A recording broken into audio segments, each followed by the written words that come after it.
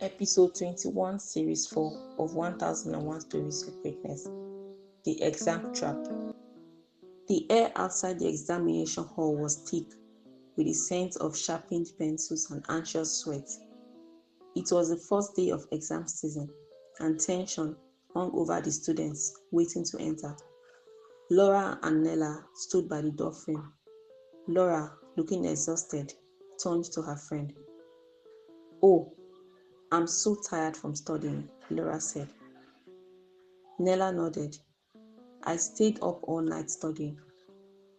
Soon, it was time for the exam. The students were shown to their seats, and it began immediately. After a while, Laura felt an insistent tap on her shoulder. Fully engrossed in her paper, she heard Nela whisper behind her, "Laura, I'm right behind you. Are you done? You've been writing for so long." Laura said nothing and made no gesture. She stayed focused on her exam paper, knowing it was an offense in their school to communicate in the exam hall. "Can you tell me how far you've gone? Maybe help me with some answers. I haven't done much," Nella whispered again.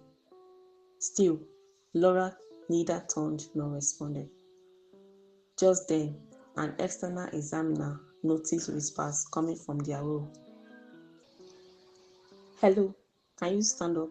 I just saw you talking," he said sternly, unsure who it was. Nella quickly bent over her paper, pretending nothing had happened. From a distance, the examiner had mistaken Laura for Nella. He approached Laura. "I saw you talking."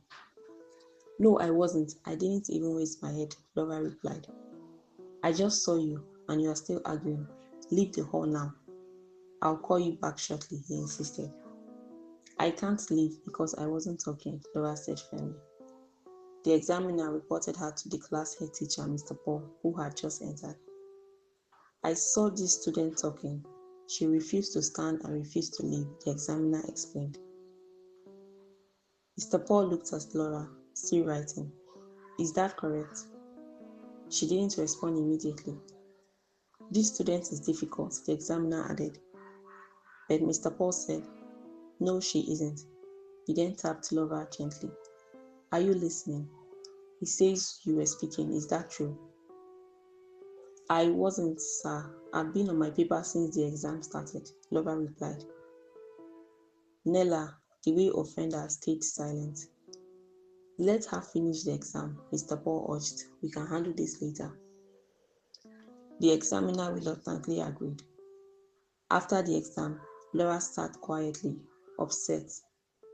Nella remained silent beside her, knowing the truth, but saying nothing. Soon, Laura was called forward and handed a malpractice form. Her heart skipped. "I wasn't talking," asked Nella, she insisted. "Fill the form first," Mr. Paul said gently. Tears forming, Laura began writing. Then another student, Alfred, stepped forward. "Sir, I sat close to Nella." Laura stayed focused the entire time. Nella tapped her and tried to ask questions, but Laura didn't respond. Then the examiner came, he explained. Mr. Paul signaled Laura to stop, but the examiner objected. "Are you saying I don't know what I saw?" he said. "It was Nella, not Laura. You mixed them up," Alfred insisted. "Where is Nella?" Mr. Paul asked. "She already left with others," Alfred replied. Laura looked stunned, hearing that Nella had left her. Mr. Paul convinced the examiner to delay judgment until the next day, when Nella could be questioned. The examiner agreed. Laura left hurt, not just by the accusation, but that her close friend had walked away without standing by her. The next day, after exams, all students remained seated as Mr. Paul called Laura and Nella forward. Nella hesitated before stepping forward. "We were told you were the one speaking, not Laura. Is that true?" Mr. Paul asked. Nella feigned surprise. "I never spoke during the exam."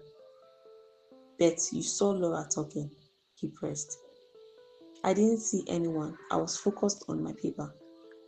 The examiner cut in. You gestured that the student in front of you was the one speaking when I approached your room. I wasn't speaking, she was, Nela replied quickly. Nela, Laura's voice cracked. You tapped me, you asked for answers, and now you're lying. No, you were the one speaking, Nela said coldly. You are still lying, Nela. Just because you got caught doesn't mean you should drag me down. By now, both teachers understood. Stop lying, Nela, Mr. Paul said firmly. Laura is known to stay focused during exams, while you often disturb others. The room fell silent. The examiner studied them both and finally admitted, You almost made me punish an innocent student. Turning to Laura, Mr. Paul said, We are sorry, Laura. You can return to your seat. Then he faced Nela. As for you, I will personally see that you are punished. I thought she was your friend. Nela smirked. Mr. Paul, you know my parents. I don't care. You will be punished, he replied. The examiner added, You will fill the malpractice form. What was meant as a warning will now be more severe for you. Nela refused and walked back to her seat. Soon after, the principal arrived. After hearing everything, he called Nela forward.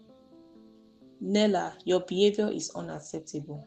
You will be punished not only for speaking in the hall, but also for lying about Laura. The principal continued, From today, you will perform disciplinary duties after each exam for the rest of the exam period to learn to tell the truth, even when it is hard. He then addressed all the students before leaving the hall. That evening, after serving her first punishment, Nela walked home alone. Her hands sore, the mocking giggle was gone. She remembered the principal's words, Tell the truth, even when it is hard. She thought of Laura, of the hurt in her eyes. I won't tell lies again, Nela whispered. I hope Laura forgives me, she said sadly, even though she knew something had changed in their friendship. In that moment, the weight of her lie felt heavier than the truth ever could. That day, Nella learned that truth, even when difficult, is better than a lie that harms others. From that moment, she chose honesty over convenience. Keep enjoying the episodes of 1001 Stories of Greatness at 1001storiesofgreatness.wordpress.com.